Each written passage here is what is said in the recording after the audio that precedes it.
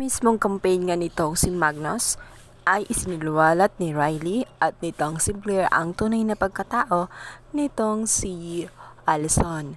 Si Allison pala ay dating isang lalaki, isang transgender na nagpapalit ng isang female organ para lang maging isang ganap na babae. Nung una, hindi nga naniwala itong si Magnus dahil alam niyang gumagawa lamang ito ng issue para masira silang dalawa ni Riley at para siraan itong si Magnus para magdusa at makaganti nga itong si Riley sa ginawa niyang pag-iwan sa kanyang asawa.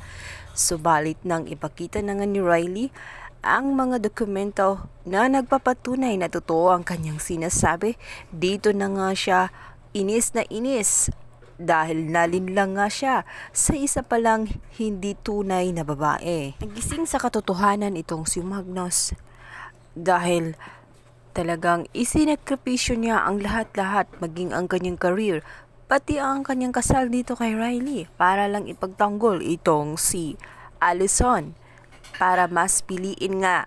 Subalit mali pala ang kanyang naging desisyon dahil niloko siya nito at hindi pala talaga ito totoong babae.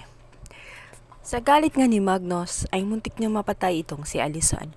Mabuti na lang at dumating itong si Jada at nakaalis nga itong magkapatid. Subalit batid ni Allison na talagang hindi siya ligtas ito kay Magnus dahil talagang ipapatay siya nito dahil sinira ni Allison ang kanyang career at maging ang kanyang buhay at napahiya siya sa maraming tao.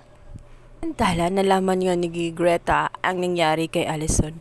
Kaya naman gustong-gusto niya itong tulungan. Sa kabila ng ginawa nitong si Allison, ay hindi naman niya hinangad na mamatay ito at pagdaanan kung ano yung pinagdaanan nila ng nanay niya. Kaya naman gumagawa ng paraan itong si Greta na matulungan nga itong si Allison. Magiging magkakampi na nga kaya itong si Allison at si Greta. Guys, pagkaabangan natin ang lalang umiinit na tagpo ng magandang dilag. Please don't forget to like and subscribe. Thank you.